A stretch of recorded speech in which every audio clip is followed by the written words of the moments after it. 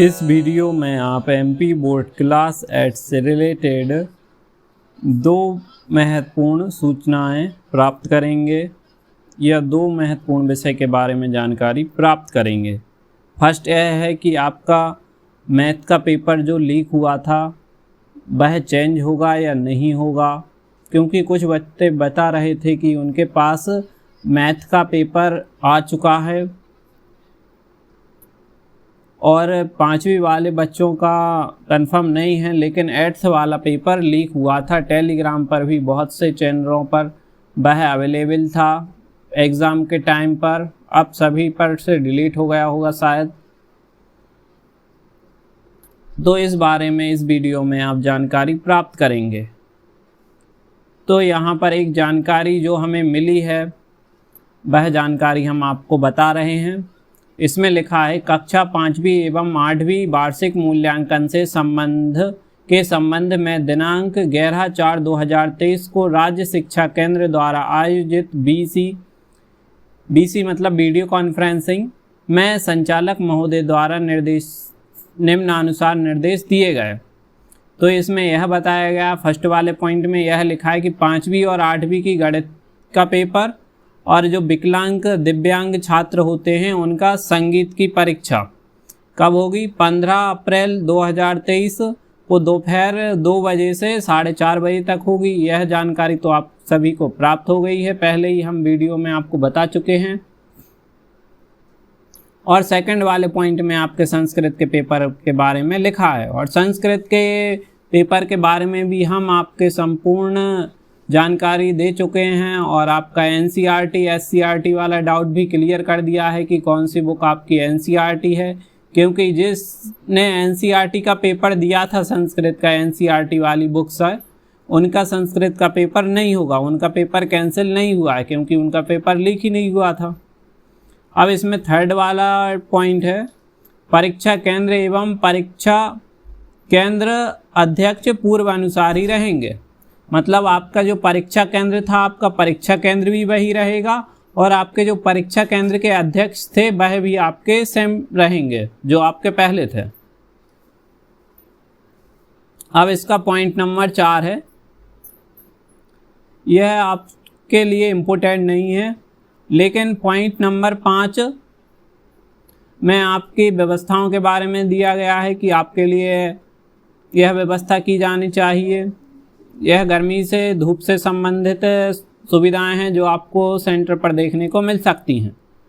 और point number 6 में आपके लिए सैनिटाइज़र इन सभी की व्यवस्था सेंटर पर की जाए, इसके बारे में लिखा है। और पॉइंट नंबर 7 है, इसमें यह दिया है सभी परीक्षा केंद्र में पूर्व में वितरित 5वीं 8वीं गणित विषय के प्रश्न पत्र आज ही प्राप्त कर बीआरसी स्तर पर सुरक्षित कर लेवें। यह पॉइंट इम्पोर्टेंट है। आज ही मतलब यह कब का है?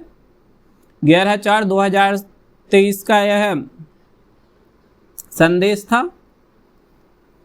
मतलब 11/4/2023 का यह संदेश था। तो 11/4/2023 को आपके जो 8वीं और 5वीं के पेपर थे वह कहाँ थे? अभी सेंटर पर हो सकते थे शायद, अब उन्हें कहाँ पर ले जाया जा रहा है? बीआरसी स्तर पर सुरक्षित रखने का बोला गया है। मतलब जो आपका पेपर पहले बना था वह पहले कहाँ जाएगा? बीआरसी जाएगा।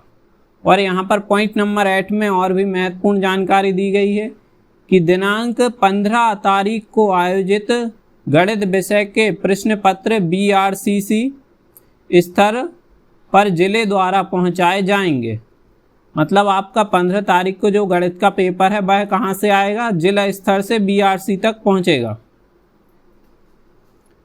जिन्हें परीक्षा के दिन प्रातः 7 बजे से जन शिक्षा केंद्र या संग्रहण केंद्र को भेजे जाएंगे।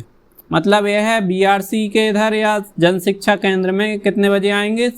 7 बजे आएंगे। और वहाँ से जो केंद्र अध्यक्ष हैं वह आधे घंटे पहले वहाँ से ला सकते हैं।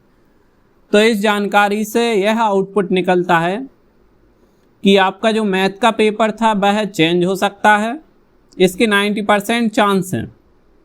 लेकिन आपको क्या करना है? आपको जो मैथ का लीक पेपर मिला था उसकी आपको सबसे पहले तो अच्छी से तैयारी करनी है, क्योंकि अगर वह पेपर नहीं भी आया और जो क्वेश्चन उसमें दिए थे उनसे रिलेटेड अगर दूसरे क्वेश्चन भी आए तो इससे आपका ही फायदा है।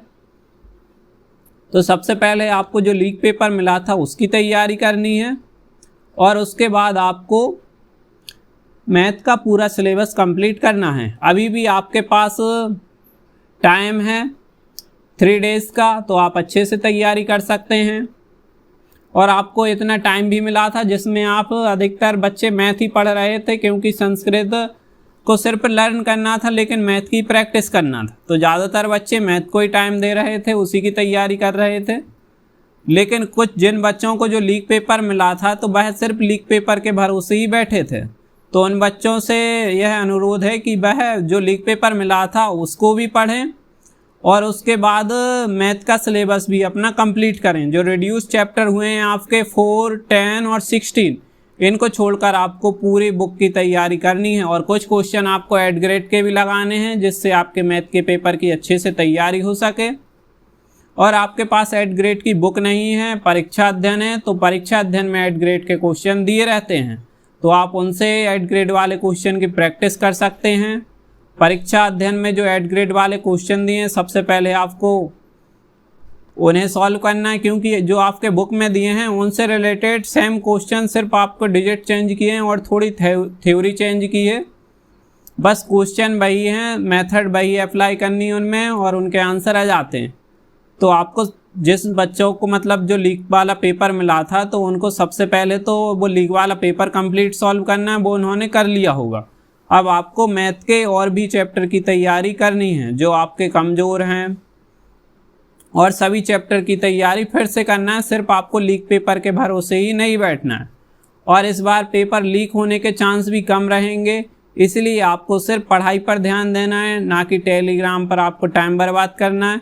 और अगर आप टेलीग्राम पर भी देखना चाहें तो आप सुबह मॉर्निंग के टाइम देख लें, क्योंकि मॉर्निंग के टाइम आपको वहाँ पर कुछ हेल्प मिल सकती है। लेकिन इस बार कम चांस हैं, क्योंकि पिछली बार मैथ का पेपर इसलिए जल्दी लीक हुआ था क्योंकि मैथ का पेपर फर्स्ट में था आपका, और जिसे पोस्टपोन करके लास्ट में कर दिया था। तो आपका मैथ का पेपर लीक तो पहले ही हो गया था, लेकिन किसी को ज़रूरत नहीं थी उसकी, तो इसलिए आपका मैथ का पेपर बच्चों तक लेट पहुंचा होगा। तो इसलिए आपका मैथ का पेपर इतनी जल्दी लीक हो गया था, मतलब इसलिए, और आपका पेपर स्थगित किया गया होगा, क्योंकि जो नोटिस राज्य शिक्षा केंद्र ने भेजा था उसमें अपरिहार्य कारण लिखा था। तो उसमें यह नहीं बताया गया था कि छुट्टी के वजह से उन्होंने कैंसिल किया है या और कुछ बात थी। तो इससे यही अनुमान लगाया जा सकता है कि जो पेपर मैथ का लीक हुआ था वही चेंज हुआ होगा। लेकिन आपसे हम फिर बोल रहे हैं कि आपको सबसे पहले जो लीक पेपर मिला है जिन बच्चों को, उसकी तैयारी उन्होंने कर ली होगी, और नहीं की होगी तो सबसे पहले आपको लीक पेपर ही तैयार करना है और उसके बाद आपको और क्वेश्चन की तैयारी करनी। क्योंकि अगर लीक पेपर के क्वेश्चन नहीं भी आए और उनसे मैच मतलब डिजिट चेंज करके और दूसरे क्वेश्चन भी आए तो आप वह मेथड अप्लाई करके उनके आंसर भी ला सकते हैं। अगर आपको यह जानकारी अच्छी लगी हो तो इस वीडियो को लाइक करें और हमारे चैनल को सब्सक्राइब करें, क्योंकि हम आपके लिए इम्पोर्टेंट क्वेश्चन के बारे में वीडियो भी बना सकते हैं। और जो लीक पेपर हुआ था उसके कुछ क्वेश्चन भी अगर हमें किसी स्टूडेंट द्वारा प्राप्त होते हैं तो हम आपको उस पर भी वीडियो बना देंगे। Thanks for watching.